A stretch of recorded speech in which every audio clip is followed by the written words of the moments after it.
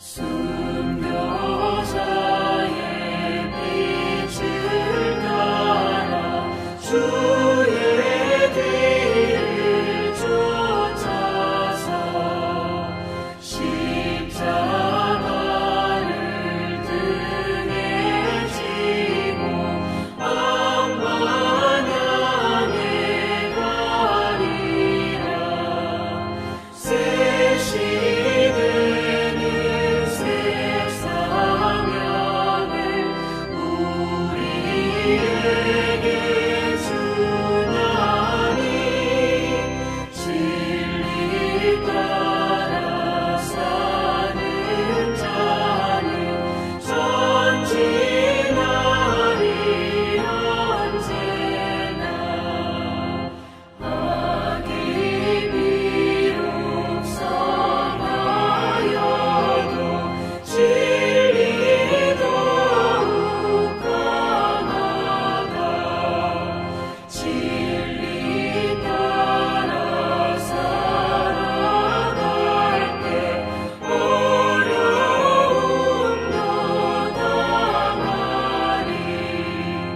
우리 가는 그 앞길에 어두운 장막 덮쳐도 하나님이 함께 계셔 항상 지켜주시리.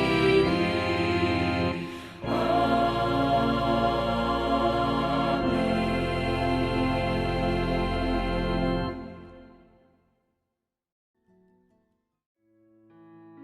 11월 13일 오늘의 말씀은 역대하 10장 1절에서 19절입니다.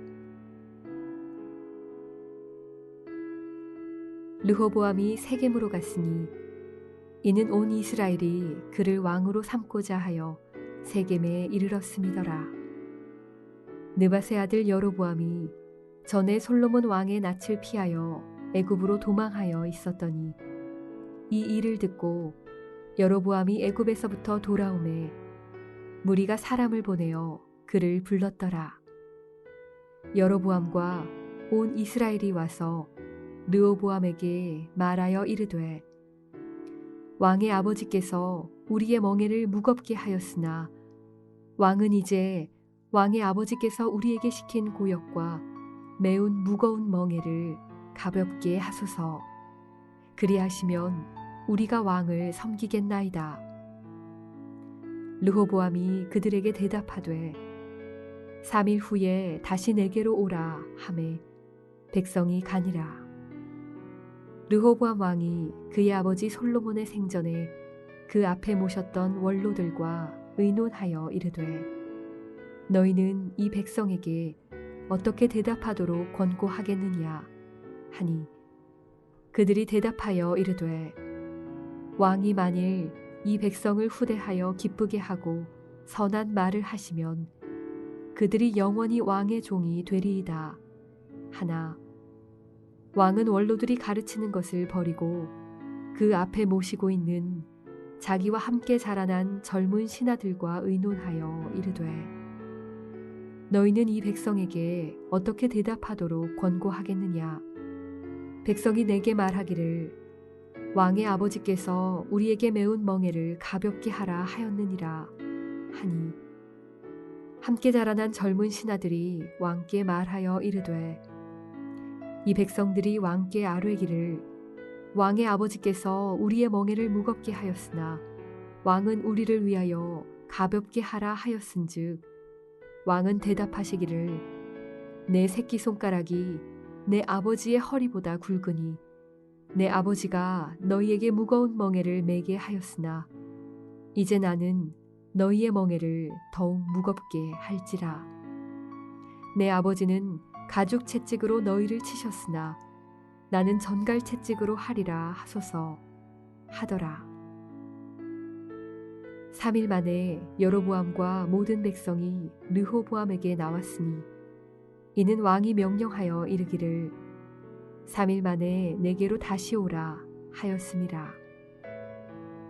왕이 포악한 말로 대답할세 르호보암이 원로들의 가르침을 버리고 젊은 신하들의 가르침을 따라 그들에게 말하여 이르되 내 아버지는 너희의 멍에를 무겁게 하였으나 나는 더 무겁게 할지라. 내 아버지는 가주 채찍으로 너희를 치셨으나 나는 전갈 채찍으로 치리라 하니라. 왕이 이같이 백성의 말을 듣지 아니하였으니 이 일은 하나님께로 말미암아 난 것이라. 여호와께서 전에 실로 사람 아히야로 하여금 느밧의 아들 여로보암에게 이르신 말씀을 응하게 하심이더라.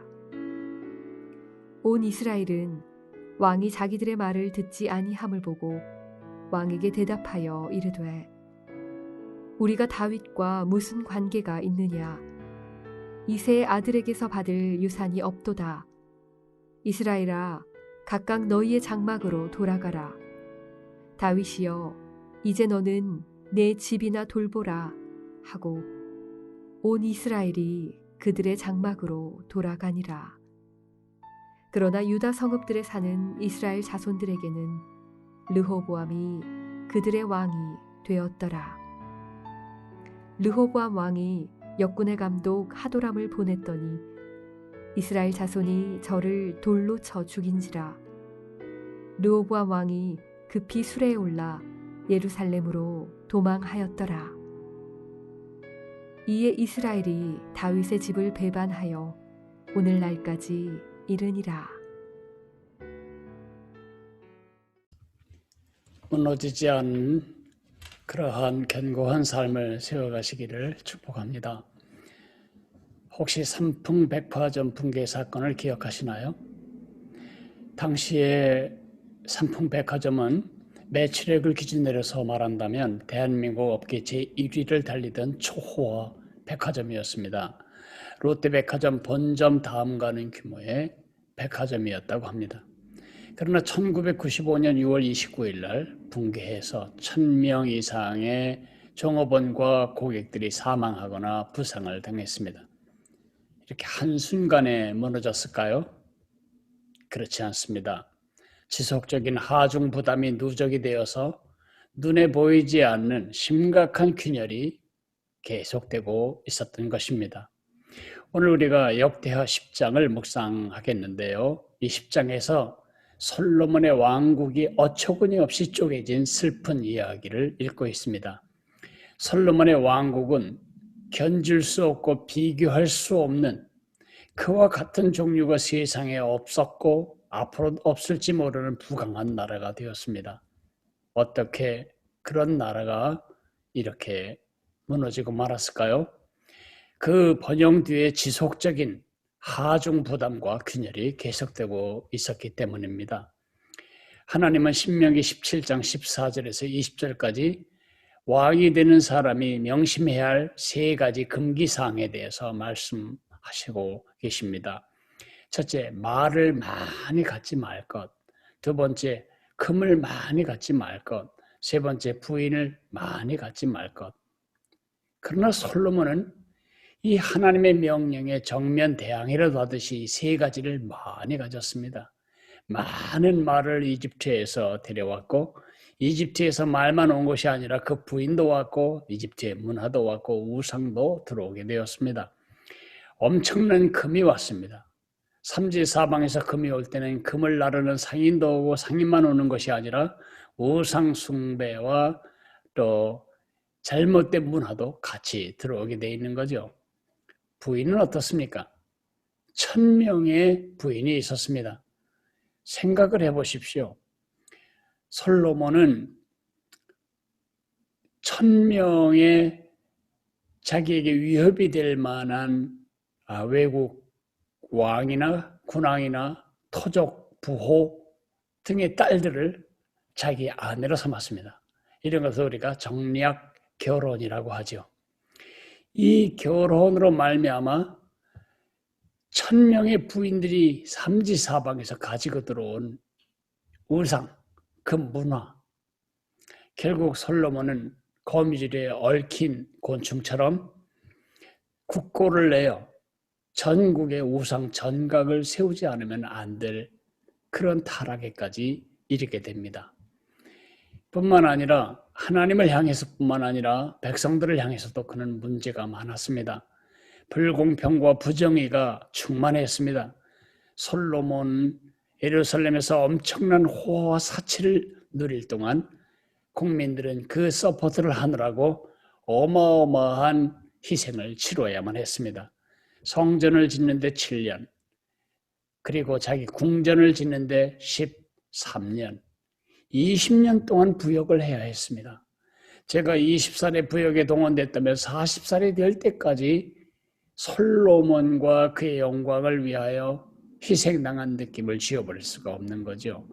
뿐만 아니라 솔로몬의 호화로운 삶을 위하여 그의 신하들을 서포트하기 위해 엄청난 조세를 담당해야만 했습니다. 이 무거운 중세 때문에 백성들의 삶은 휘어지고 있었습니다.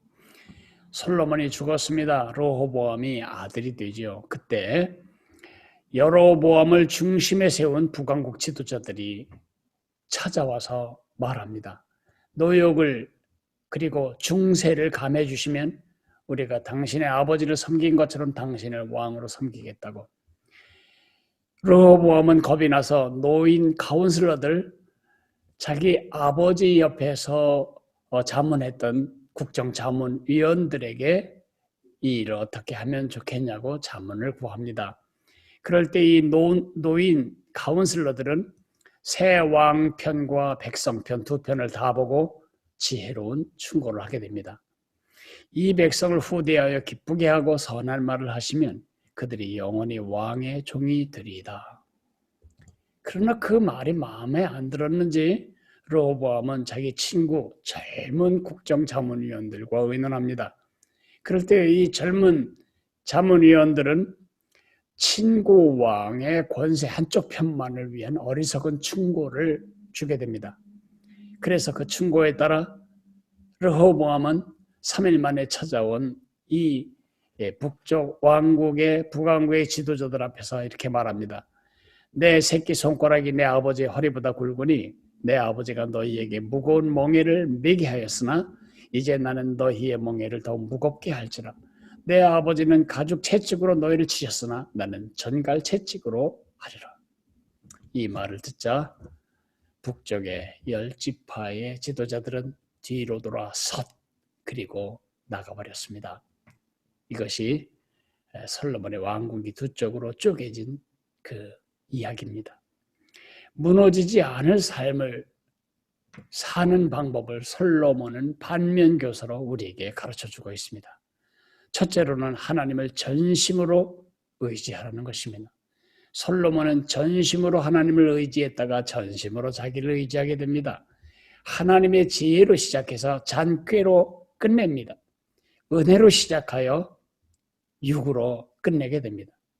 시편 127편에 하나님 말씀하십니다. 여호와께서 집을 세우지 아니하시면 세우는 자의 수고가 헛되고 여호와께서 성을 지키지 아니하시면 파수꾼의 경성함이 허사라고.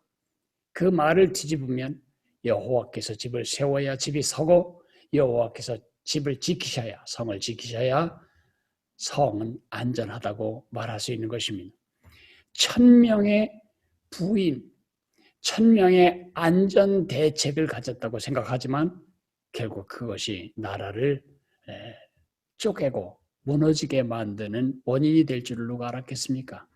하나님을 전심으로 의지해야 합니다. 우리가 처음 예수님을 만났을 때, 그 예수님을 따라 나설 때 가졌던 그 마음 자세, 그 첫 겸비함, 그 첫 사랑, 그 첫 은혜에 대한 감격을 잃지 말고 은혜로 시작한 우리 믿음의 삶을 은혜로 유지하고 은혜로 끝내야 합니다. 하나님을 의지하고 시작했던 우리의 영적인 동행을 하나님을 의지함으로 유지하고 하나님을 의지함으로 끝내야 합니다. 두 번째로는 하나님의 기준에 맞게 세워야 합니다. 하나님의 기준이 뭐냐? 하나님의 기준을 우리가 성경 전체를 다 알아야 아는 것이 아닙니다. 하나님의 두 절대 속성이 있습니다. 하나님의 그 자녀인 우리를 키우실 때에도 이 두 가지 속성을 적절히 사용하십니다. 하나님의 타협될 수 없는 두 가지 속성은 공의와 자비입니다. 우리가 하나님의 백성으로 하나님의 자녀로 자녀를 키울 때나 또는 가정을 세워갈 때나 직장에서 일할 때는 언제나 하나님의 자비와 공의가 우리를 통해 드러나야만 합니다. 공의와 자비, 솔로몬은 그러지 못했습니다. 솔로몬은 공의롭지 못했습니다. 부가 예루살렘에 편중되었고 유다 지파들은 즐길 동안 10지파들은 그 즐기는 삶을 서포트하기에 허리가 휘었던 것입니다. 내 처신은, 내 판단은, 내 선택은 공평한가? 이것이 누구에게나 공평한 선택인가를 늘 물어야 합니다. 르호보암은 자비를 잃어버렸습니다. 생각해 보십시오. 내가 너희를 전갈 채찍으로 징계하리라 이런 말을 듣고 그 왕의 신하가 되고 싶은 사람이 어디 있겠습니까? 백성은 허리가 휘는데 호화사치한 아버지, 백성들은 그게 너무 힘들다고 부역과 중세를 감해달라고 말하는데 몇 배의 징책을 더하겠다고 말한 르호보암, 둘 다 어리석기는 마찬가지입니다. 결국 이렇게 하나님을 의지하는 법을 잃어버리고 하나님의 기준에 맞게 세우는 법을 잊어버릴 때 도무지 망할 것 같지 않은 나라가 두 조각이 나고 말았습니다.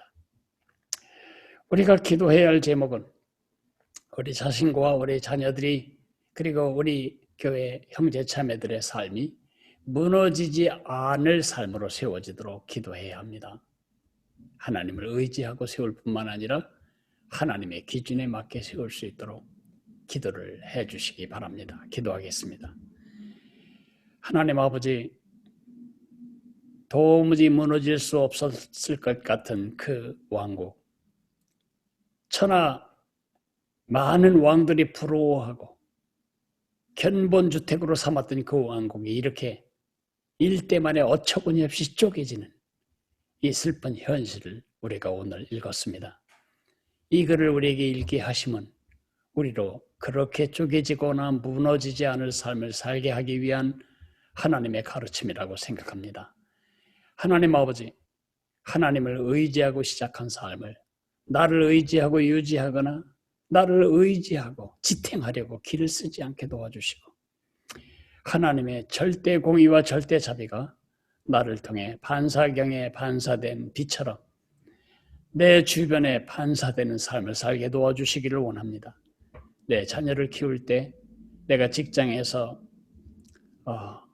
섬길 때, 내 사업을 경영할 때, 내 이웃과의 관계에서, 내 시댁, 내 친정, 내 친족들의 관계에서 항상 공평과 자비를 잃지 않는 바른 선택을 하며 삶을 세워가도록 은혜를 주시기를 간절히 빌고 원합니다. 멋지게 세워졌다가 어처구니 없이 허물어지는 삶을 살지 않게 되도록 하나님 은혜를 베풀어 주옵소서. 솔로몬의 어리석고 슬픈 역사가 우리들의 개인적인 삶에 재생되는 일이 없도록 하나님 우리에게 은혜를 주옵소서. 예수님의 이름으로 감사하며 기도했습니다. 아멘. 하늘에 계신 우리 아버지여, 이름이 거룩히 여김을 받으시오며 나라가 임하시오며 뜻이 하늘에서 이루어진 것 같이 땅에서도 이루어지리이다. 오늘 우리에게 일용할 양식을 주시옵고 우리가 우리에게 죄 지은 자를 사하여 준 것 같이 우리 죄를 사하여 주시옵고 우리를 시험에 들게 하지 마시옵고 다만 악에서 구하시옵소서. 나라와 권세와 영광이 아버지께 영원히 있사옵나이다. 아멘.